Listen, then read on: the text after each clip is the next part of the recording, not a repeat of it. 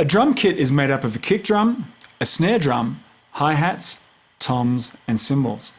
In a typical setup, we'd place a mic on the kick drum, one or maybe even two on the snare, above and occasionally below if you want to have the buzz of the snares brought into the mix as well. Then one for the hi-hat, then one for each tom, and finally a pair for the overhead cymbals as well. Now before we look at the placement, let's see the kind of the usual suspects in terms of mic selection for each drum.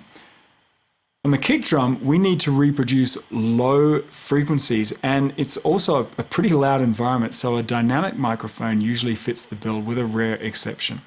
A short list of kick drum mics would then be the Shure Beta 52, Shure Beta 91, AKG D112, Audix D6, and the EV or Electro Voice RE20 or PL20.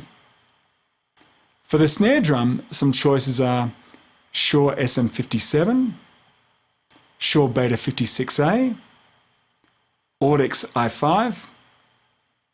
For the hi-hat, probably the Audix SCX1HC, Neumann KM185, Shure SM81.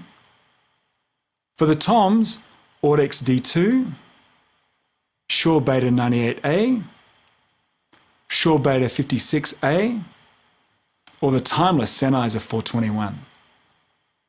And for overheads, probably the Shure SM81, Sennheiser E614, the Audix ADX51. Another great way to go, which is much simpler than going an a la carte route, is to purchase a kit of mics, especially for drums.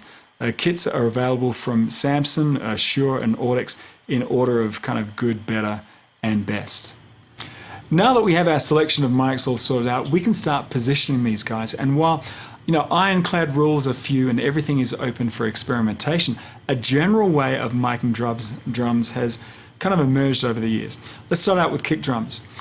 Most drummers cut out a hole in the front head and place some dampening material inside the shell to prevent ringing and give the kick kind of a nice thud to it. Place the kick drum mic inside the shell pointing towards the beater. In terms of snare drums, place your mic right at the edge pointing down at the head at about 2 inches from the edge. Make sure that the mic is out of the way, enough so that the drummer doesn't accidentally hit it from time to time. You can get away with just a single mic on the top of the snare, but also another one underneath it pointing up at the snares is a great way to capture the snap and buzz of those snares.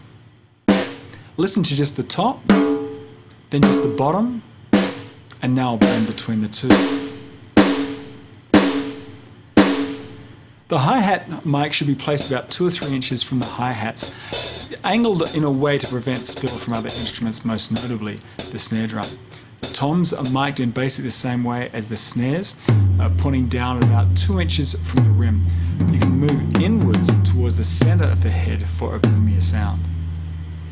And finally, overheads are placed, they're placed overhead. And because the ride and the bell of the ride are quieter than the crash cymbal, then I would normally angle the right overhead in a little just to favor that ride.